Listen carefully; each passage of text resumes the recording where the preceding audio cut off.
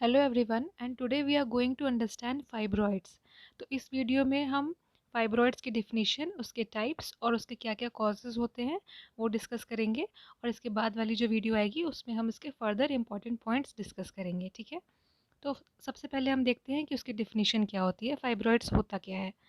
तो fibroid is the most common benign tumor of the uterus. This tumor is composed of smooth muscles and fibrous connective tissue, so also called uterine leiomyoma and myoma. So basically ये जो tumour होता है ये दो चीज़ों से बना होता है, smooth muscles and fibrous connective tissue. तो इसलिए इसको हम लोग यूटराइन लियोमायोमा या फिर मायोमा भी कहते हैं। तो ये दो चीज़ आपको इसमें याद रखनी है कि ये दो बेसिक चीज़ों से बना होता है, इसलिए इसको यूटराइन लियोमायोमा या फिर मायोमा भी कहते हैं। ठीक है, मोस्ट कॉमनली जो होती है 30% वुमेन में और 80% वुमेन में 50 ईयर्स के बाद ये देखने को मिलता है मोस्ट कॉमनली। ठीक है, तो ये हो गया इसका डिफिनीशन वाला पार्ट। अब हम इसके इटियोलॉजी में आते हैं कि क्या क्या इसके कॉजेज़ हो सकते हैं जो कि फाइब्रॉइड्स को कॉज कर सकते हैं।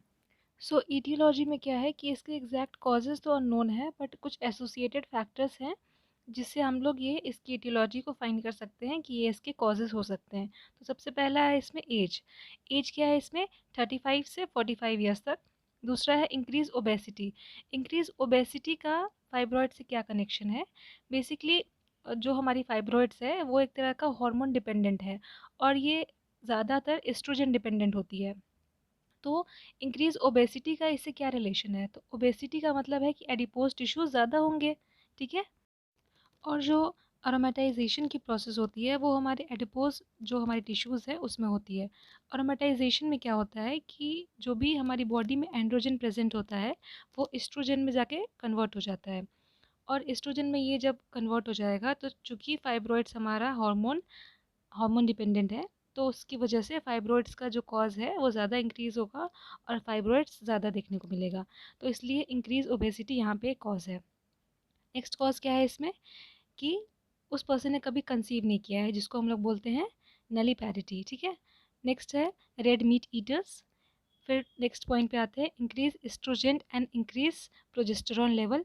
सेम चीज़ है कि इसमें जब हॉर्मोन्स इंक्रीज कर रहा है तो फाइब्रॉइड्स के चांसेस ज़्यादा इंक्रीज हो रहे हैं। ठीक है, नेक्स्ट पॉइंट पे आते हैं ग्रोथ फैक्टर्स, जिसमें है transforming epidermal and platelet derived. तो ये इसके ग्रोथ फैक्टर्स हो गए। ठीक है, अब इसके पॉसिबल कॉज क्या हो सकते हैं? तो इसका जो पॉसिबल कॉज है वो क्रोमोसोमल एबनॉर्मेलिटी है। मतलब जो हमारी पैटर्न है क्रोमोसोम की उसमें किसी तरह की एबनॉर्मेलिटी होगी, या तो उसमें ट्रांसलोकेशन हो गया, उसमें डिलीशन हो गया, या फिर उसमें ट्राइजोमी हो गई, तो भी फाइब्रॉइड की कंडीशन क्रिएट हो जाती है। ठीक है, इसमें 3 कंडीशंस दी है जो कि रिस्पॉन्सिबल हैं फाइब्रॉइड्स के लिए। तो फर्स्ट है इसमें trisomy of 12th chromosome. Next है ट्रांसलोकेशन ऑफ 12 एंड 14 क्रोमोसोम। फिर नेक्स्ट पॉइंट है डिलीशन ऑफ 7th क्रोमोसोम। तो ये 3 ऐसे फैक्टर्स हैं जो कि रिस्पॉन्सिबल हैं फाइब्रॉइड्स को कॉज कराने के लिए। अब हम लोग फाइब्रॉइड्स की क्लासिफिकेशन देखते हैं on the basis of location.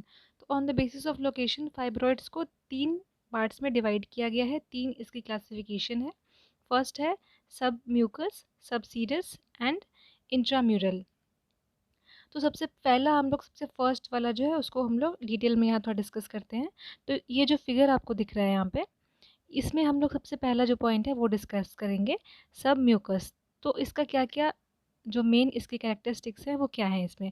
सबसे फर्स्ट है इसमें क्या, projects into the uterine cavity. मतलब जो इसकी कैविटी है ये इस कैविटी के अंदर वो प्रोजेक्ट करता है। ठीक है, समटाइम्स पिडंकुलेटेड, कभी कभी वो पिडंकुलेटेड भी होता है, and most likely to cause symptoms.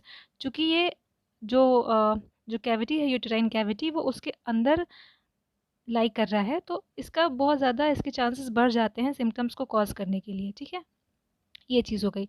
Next point पे है जो इसका नेक्स्ट है क्लासिफिकेशन, वो है सब सीरस।